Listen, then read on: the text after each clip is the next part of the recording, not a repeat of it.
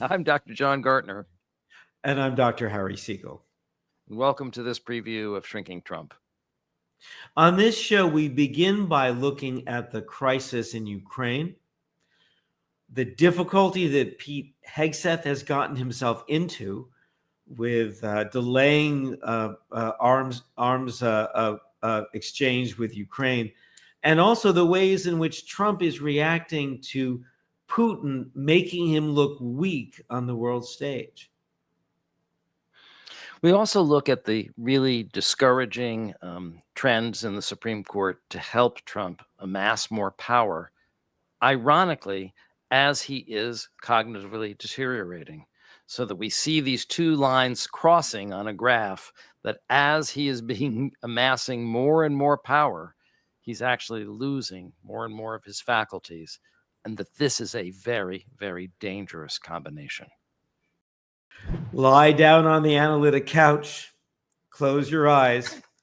Dr. Gartner and I are here to help you navigate your feelings, fears, and reactions to the mental illness and political power of our current president. John and I have been talking about him on this show. This is our 58th episode, where we talk about Donald Trump from a clinical perspective.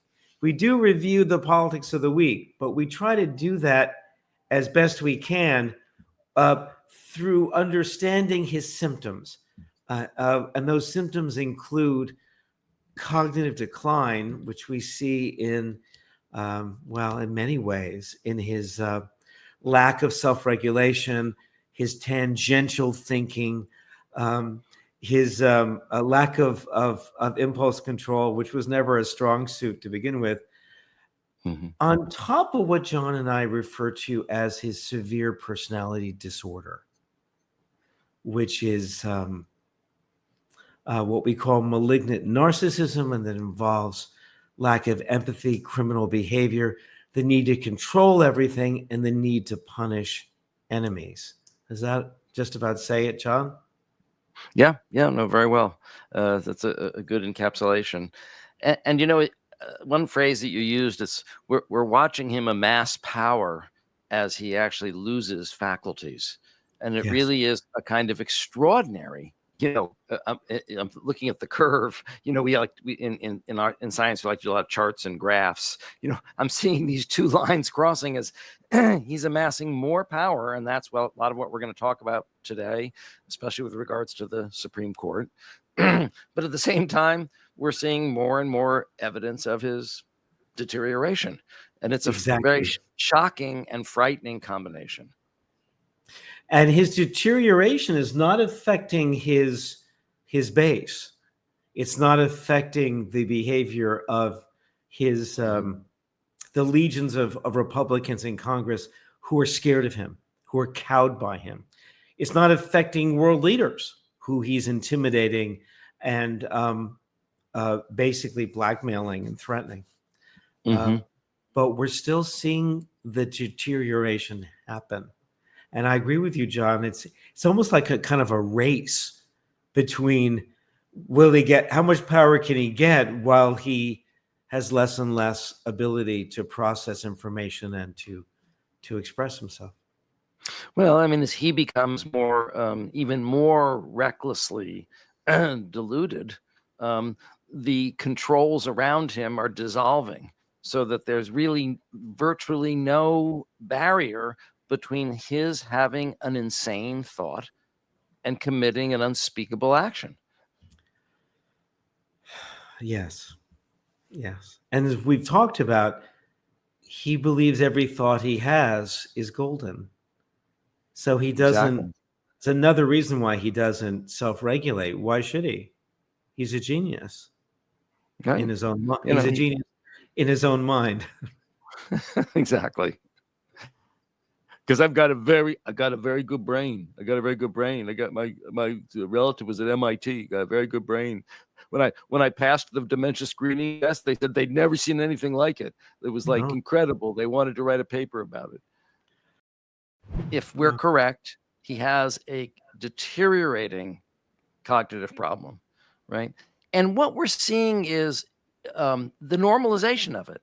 And because it's happening gradually, we're like the boiling frog. We just get more and more used to more and more rambling, tangential, self-referential, confabulatory, what have you, and we just kind of go along with it. And of course, he's picked this cabinet of toadies, right? So if Trump really were to become so incompetent that he needed to be removed under the 25th Amendment, is it going to be done by these people who are going, oh, I would gold leaf it. Oh, yes, President. I think that's a wonderful idea. I mean, the most wonderful president in the whole world, your portrait should be here. Man, we should have 20 portraits of you here.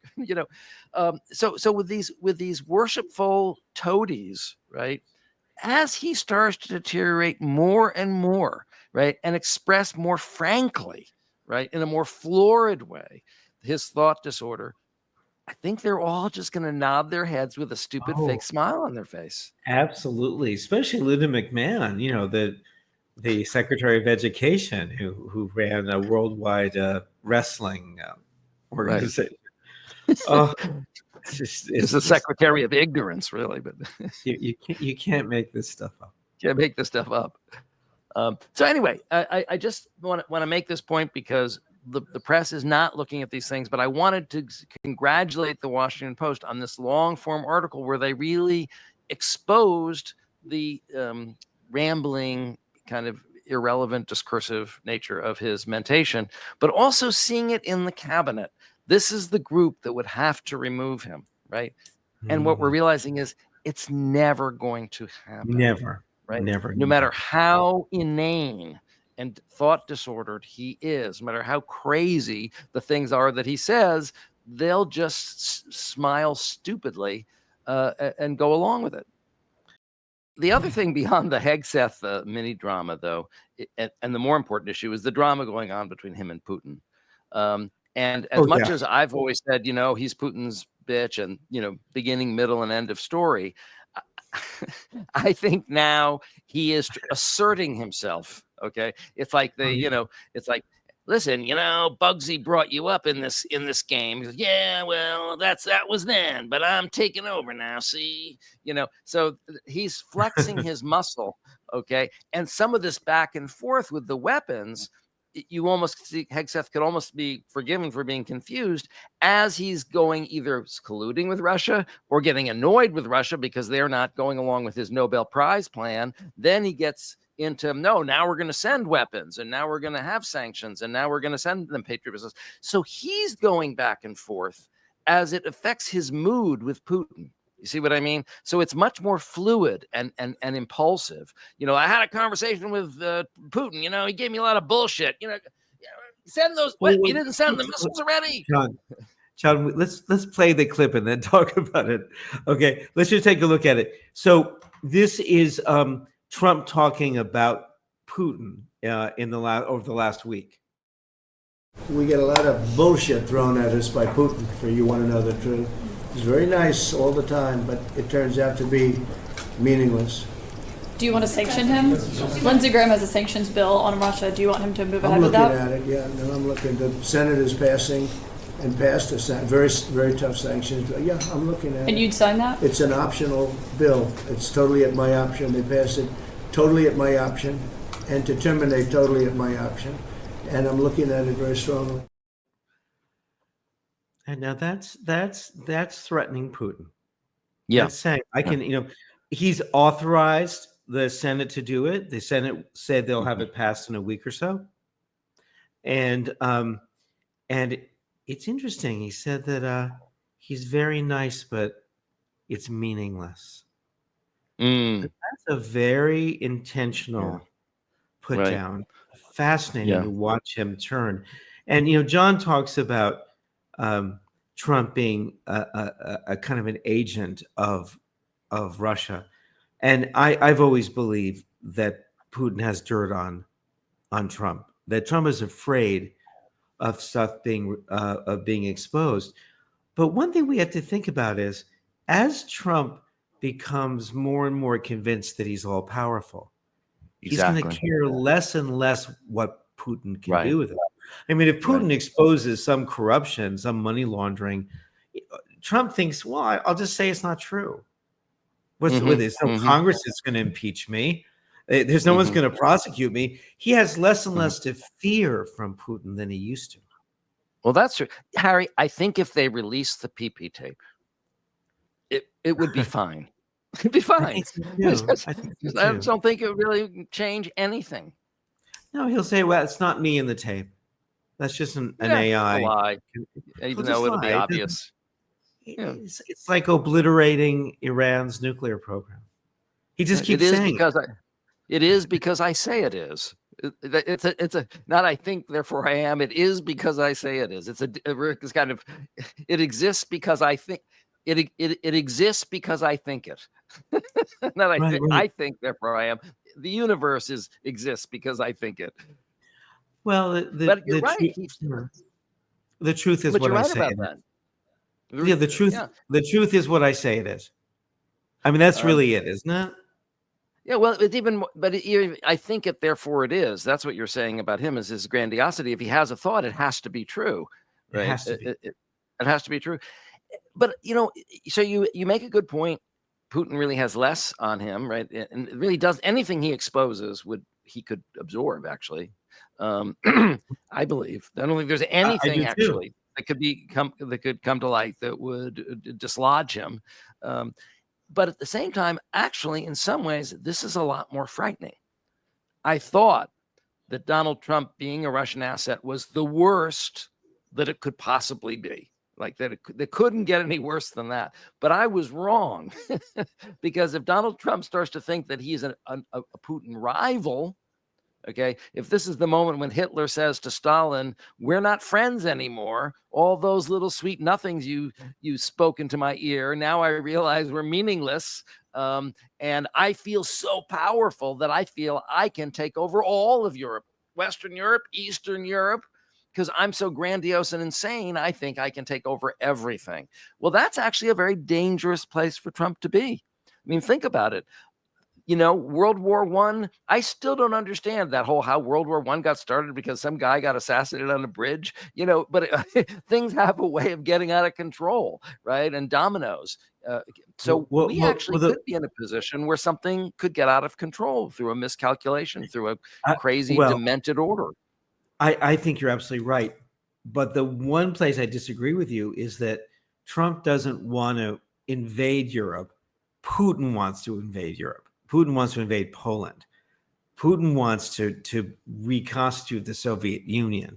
And if Trump is getting pissed because he wants the Nobel Prize and because suddenly he feels betrayed by Vlad, is realizing if Vlad dumps dirt on me, so what? There's no Justice Department that's going to come after me. The Supreme Court says I'm immune from anything, and I can just tell the public it's not true. So he's starting to realize he's bulletproof. Yeah. And maybe that means maybe that means he pushes against Putin and Ukraine doesn't get served up on the chopping block, which is really what's been happening on and off since he became president. So maybe there's a good outcome to this, but the audience loves to tell me how naive I am, and I may be naive here. That is true. That's true. Well, I think what's scary is it's like a jump ball. It's like, do you remember the Grand Dictator with Charlie Chaplin? And he's imitating Hitler, and he's got this giant globe, but it's like a kind of a balloon, and he's just tossing it casually up in the air, as if the security of the entire planet is just a plaything to him, And I think that at this point, I keep thinking about that, right? Because he's becoming more disinhibited, and you're right, more grandiose. He's feeling more like he can do whatever he wants, right, and get away with it, and there won't be consequences. And if he thinks that he can do it, and this is a very dangerous place for him to be. Yeah. It was better when he was Putin's poodle. At least then we had stability. We had global stability. Now we're really looking at something that could really get out of control. Since when is anyone masked? I mean, the FBI always has their faces exposed, and they always have ID. I mean, there's never, I can't remember, there's never been a time when when Never. enforcers have masks on. And John made a really good point. I'll let him expand on it. But the thing about having a mask on that covers your face is that you have anonymity. When you're anonymous, it frees people's psyches up to be more violent, to be more aggressive, because no one can see that it's you. Right. And if you have a There's no bunch of accountability. people, right? If you people go out with masks on, you see just what we've been showing you clips of: ICE agents knocking people to the ground, breaking the windows in their cars, hauling off people without grounds for arrest, with no warrants. And this is the beginning of the end. Yeah, As, and as it's this, one of the things when you and I were talking about it, one of the things we're saying is, why isn't there more outrage and resistance and pushback and lawsuits about this mask business? It's a big deal. It's a big deal. Every authoritarian regime, right, has a kind of shadowy paramilitary, right, that's actually working with the government. And, they're in the shadows, right? They're not accountable. If they beat or kidnap or hurt someone, they can't be held accountable because they don't even exist, or no one saw them, or, every regime has them. I mean, South Africa had their, goon squad, every authoritarian country you can think of. And so we're creating a goon squad. And somehow that's just okay. We've just become one of those countries where masked men can brutally throw you to the ground and throw you in an unmarked car for no reason, because other than that they can. How did that happen? And the other issue that I wanted to mention about it psychologically that you were referring to is, a lot of ways this reminds me of the Stanford prison experiment. For those of you who don't remember, but you probably heard about this in your introductory psychology course, Philip Zimbardo, who actually has been part of the duty to warn movement and tragically, died last year. And actually, we were trying to have his partner on the show, and I think we will later, maybe if she's feeling better, to talk about this. But the Stanford prison experiment was one of the most seminal experiments done in that era of the 60s and 70s. And what they were trying to do was understand how people went crazy in Nazi Germany and followed Hitler. How does that happen? How does a civilized country become so savage? And so the three experiments that people point to the most often are the Stanley Milgram experiment, right? Which when at Yale they asked these people to keep raising the shock. They thought they were shocking someone who was failing a test, and they kept being told by the authority, by the guy in the lab coat, to keep shocking them more and more, to the point they were screaming and maybe even dying. And it showed how people will obey authority even when they, right before their eyes, there's a knowledge that this is not right. The Ash experiment, where they asked to have 3 lines, and one is clearly shorter than the other 2, and they ask people which one is shorter. They get it right every time, but then you have a couple of Confederates in the room who are working with the experimenter, and they say, no, the shorter one is longer. And like a third of the people change their answer to show how influenced we are by social influences in terms of how we see reality. And then the Zimbardo experiment was, he took these Stanford undergraduates in the basement of the psychology department, said, we're going to kind of do a role play. Half of you are guards, half of you are prisoners, and we're not really giving any supervision or instructions to the guard, except you need to control the prisoners. And what happened is the guards sort of started just kind of freewheeling and making up their own rules. But it's sort of like Lord of the Flies, that degenerates to this place where now the guards were being very brutal with the prisoners, very sadistic with them. And they had to stop the experiment 3 days in because it was so outrageous. And the thing is, in other words, these were people who in their ordinary lives would never think to assault someone or torture someone, right? These are just normal Stanford undergraduates, but they were put in a role. They were role playing. Now you're a guard. You're not Joe Smith anymore. Now you're a guard. And now you have a mission, and the mission is to control these people.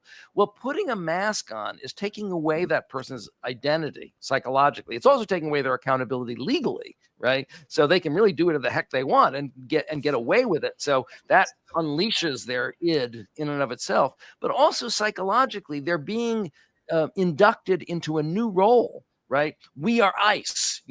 We brutalize people because we're getting 3,000 arrests a day, and by any means necessary, we can and should do whatever we need to do. So it's like the Stanford prison experiment, metastasized over tens of thousands of ICE agents who were kind of reproducing that out of control behavior, right? As it kind of gets more and more off the hook. John, such a nice summary of those 3 experiments that were seminal, and I urge you guys to pick up your old intro psych textbook and reread them.